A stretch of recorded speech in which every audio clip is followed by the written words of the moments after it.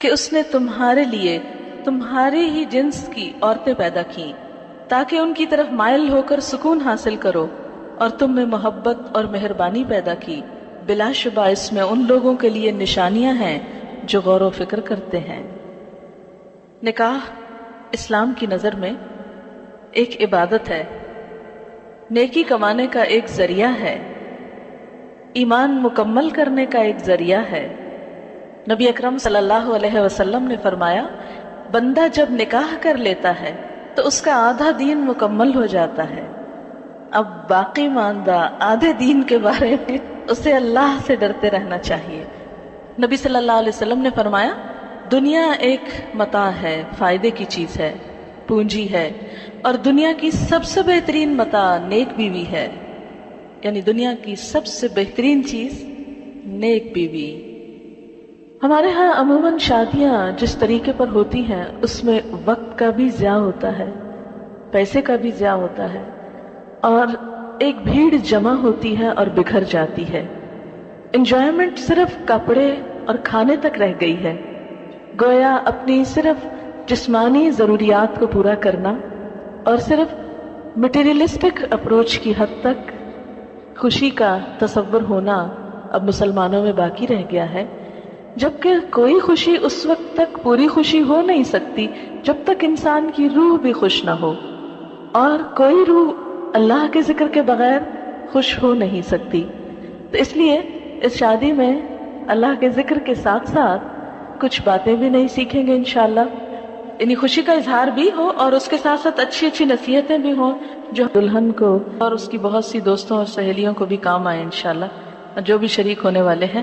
تو ہم شروع کرتے ہیں آج کے اس پروگرام میں۔ جو اہم حصہ ہے وہ یہ کہ جو لوگ اس تجربے سے گزر چکے ہیں، گزر رہے ہیں، اور انہوں نے اس زندگی میں ایک بہترین کامیابی حاصل کی ہے، یا جن چیزوں سے ان کی ازدواجی زندگی خوشگوار ہوئی ہے، میں چاہوں گی کہ وہ ہمارے ساتھ اس پروگرام میں شریک ہوں اور اپنے ذاتی تجربات کا ذکر کریں تاکہ دوسرے لوگوں کو فائدہ ہو اور ان کی زندگیاں بھی خوشگوار ہو جائیں۔ سب سے پہلے ایک بیٹی کے لیے سب سے زیادہ جو چیز دعاؤں کا اور دوسرے گھر میں مقام بنانے کا سبب بنتی ہے وہ خدمت ہے۔ کوئی لڑکی اپنی اچھی شکل سے، اپنے علم سے، اپنے ہنر سے، اپنی دوسری قابلیت سے سسرال کے ہاں جگہ نہیں بنا سکتی جو خدمت سے بنا سکتی ہے۔ بہت سی بے ہنر لڑکیاں بھی جب اچھے جذبے کے ساتھ خدمت کا ارادہ کرتی ہیں اور کرتی ہیں اور قربانی کرتی ہیں تو بہت دعائیں بھی پاتی ہیں اور بہت خوشحال زندگی بھی۔ تو یہ خوشحال زندگی کا ایک راز ہے سیکریفائس اور لینے کی بجائے دینے پہ نظر رکھنا۔ نبی اکرم صلی اللہ علیہ وسلم نے فرمایا، جب تمہارے پاس کوئی ایسا شخص نکاح کا پیغام بھیجے جس کے دین اور اخلاق سے تم راضی ہو تو اس سے نکاح کرا دو، اگر تم ایسا نہ کرو گے تو زمین میں فتنہ اور بڑا فساد رونما ہوگا۔ حضرت انس رضی اللہ تعالیٰ عنہ کہتے ہیں، حضرت ابو طلحہ نے حضرت ام سلیم سے نکاح کیا اور مسلمان ہونا ان کے درمیان مہر قرار پایا۔ حضرت ام سلیم ابو طلحہ سے پہلے مسلمان ہو چکی تھی۔ ابو طلحہ نے ان کے پاس نکاح کا پیغام بھیجا۔ ام سلیم نے جواب میں کہا، میں مسلمان ہو چکی ہوں، اگر تم بھی اسلام لے آؤ تو میں نکاح کے لیے راضی ہوں۔ ابو طلحہ نے اسلام قبول کر لیا اور یہی ان کے درمیان مہر تجویز ہوا۔ عموماً ہم ایسی ہی چھوٹی چھوٹی غلطیاں کرتے ہیں اور ہمیں خود بھی پتہ نہیں ہوتا کہ ہم کیا کر رہے ہیں۔ اب دیکھیں کہ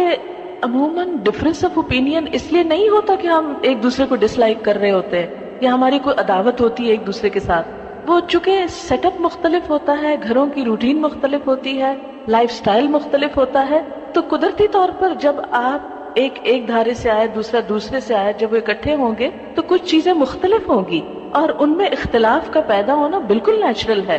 اگر آپ اپنے آپ کو دوسرے کی جگہ پر رکھ لیں تو آپ سوچیں اگر میں اس بیک گراؤنڈ سے آتا تو میں بھی ایسا ہی ہوتا، تو اس لیے مجھے دوسرے کو معاف کر دینا۔ کبھی پبلکلی اپنے ہسبینڈ کو کنٹراڈکٹ نہیں کریں، کیونکہ مردوں کی جو انا ہوتی ہے،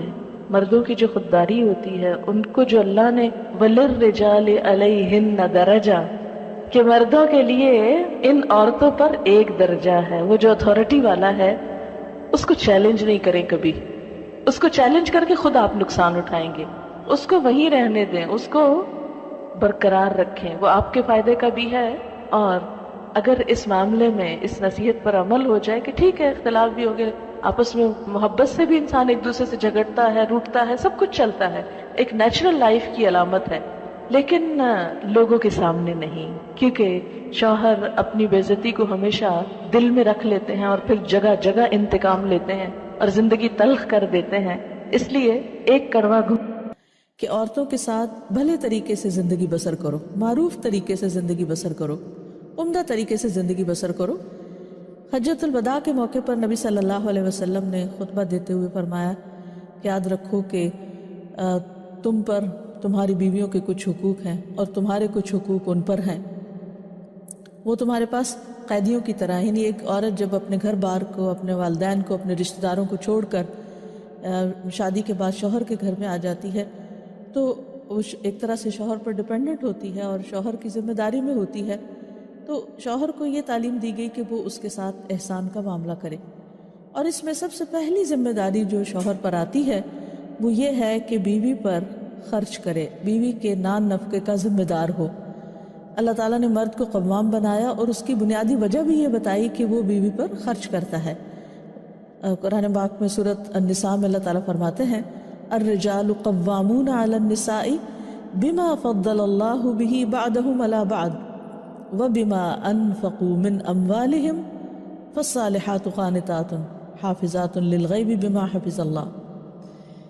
کہ مرد عورتوں پر قوام ہیں، یعنی ان کے ذمہ دار ہیں۔ کیوں؟ اس لیے کہ اللہ نے بعض کو بعض پر فضیلت دی، اور اس وجہ سے کہ وہ اپنے مالوں میں سے خرچ کرتے ہیں۔ تو شوہر پر جو پہلی ذمہ داری ہے وہ یہ کہ بیوی کی ضروریات کو پورا کرے اور خوش دلی کے ساتھ کرے۔ حدیث میں آتا ہے، معاویہ کہتے ہیں کہ میں نے عرض کیا یا رسول اللہ صلی اللہ علیہ وسلم، ہم پر اپنی بیوی کا کیا حق بنتا ہے؟ آپ نے فرمایا جب تم کھاؤ اسے کھلاؤ، جب تم پہنو یا کماؤ تو اسے بھی پہناؤ، یعنی کھانا پینا لباس اس کی ذمہ داری ہے۔ پھر اسی طرح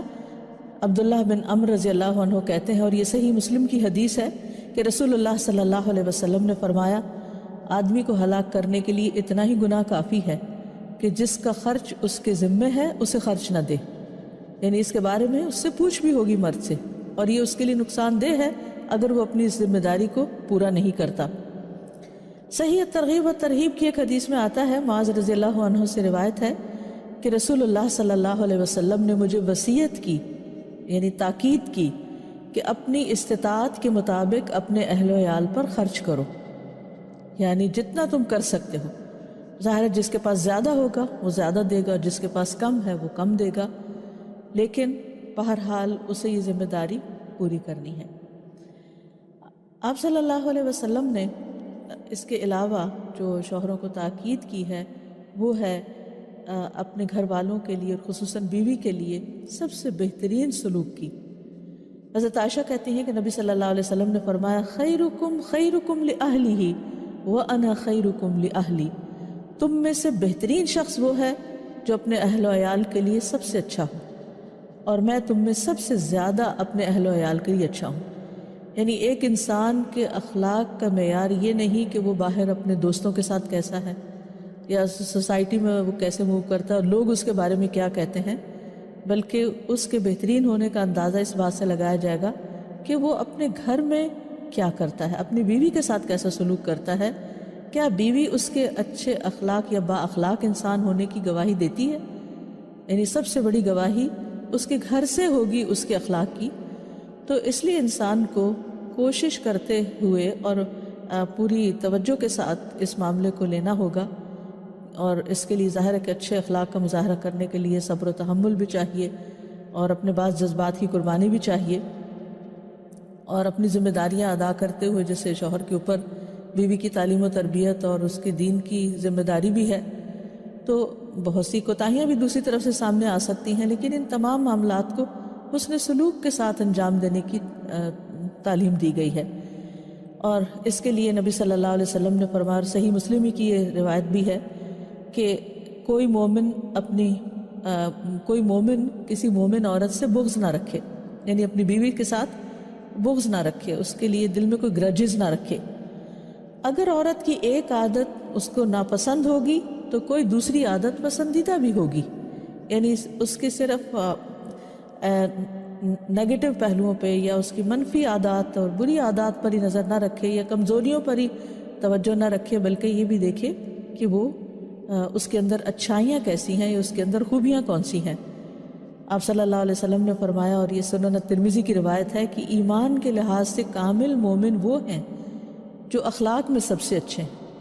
اور تم میں سے سب سے بہتر وہ ہے جو اپنی بیویوں کے لیے بہتر ہو، یعنی اس کا اخلاق اس کے لیے زیادہ اچھا ہو۔ نبی صلی اللہ علیہ وسلم کے بارے میں آتا ہے کہ آپ صلی اللہ علیہ وسلم نے کسی خادم یا عورت کو کبھی بھی نہیں مارا۔ تو اس لیے مرد کے اوپر یہ ذمہ داری عائد ہوتی ہے کہ وہ تعلیم و تربیت میں یا کچھ چیزوں کی گھر میں اصلاح کرنے کے دوران صبر و تحمل سے کام لے، مار پٹائی سے نہیں، غصے سے نہیں، اور یعنی بیوی کے لیے وہ ایک ڈکٹیٹر کی طرح نہ ہو، بلکہ ایک ہمدرد اور مہربان ساتھی کی طرح ہو، جو کہ اس کے بہت سے کام کاج میں یا اس کی ذمہ داریوں میں اس کا مددگار بھی ہو۔ حضرت اسود سے روایت ہے کہ انہوں نے حضرت عائشہ رضی اللہ تعالیٰ عنہ سے پوچھا کہ نبی صلی اللہ علیہ وسلم گھر میں کیا کیا کرتے تھے؟ تو انہوں نے بتایا کہ وہ گھر کے کام کاج میں مدد کیا کرتے تھے، اپنا کپڑا خود سی لیتے تھے، اپنے ڈول کو سی لیتے تھے، کبھی جھاڑو بھی لگا دیتے تھے، یعنی کہ گھر کے کام میں بھی بیوی کی مدد کر دیا کرتے تھے۔ اس کا یہ مطلب نہیں کہ ازواج مطہرات کچھ کیا نہیں کرتی تھی، بلکہ آپس میں محبت اور ایک تعلق اور ایک کنسرن ظاہر کرنے کے لیے، ایک بانڈنگ ڈیولپ کرنے کے لیے جو ایک بہترین طریقہ ہو سکتا ہے وہ یہ کہ جب کوئی شخص اکیلا کسی کام میں لگا ہوا ہو تو دوسرا شخص اس کی مدد کرے، اور نبی صلی اللہ علیہ وسلم نے اس کی بہترین مثال قائم کی۔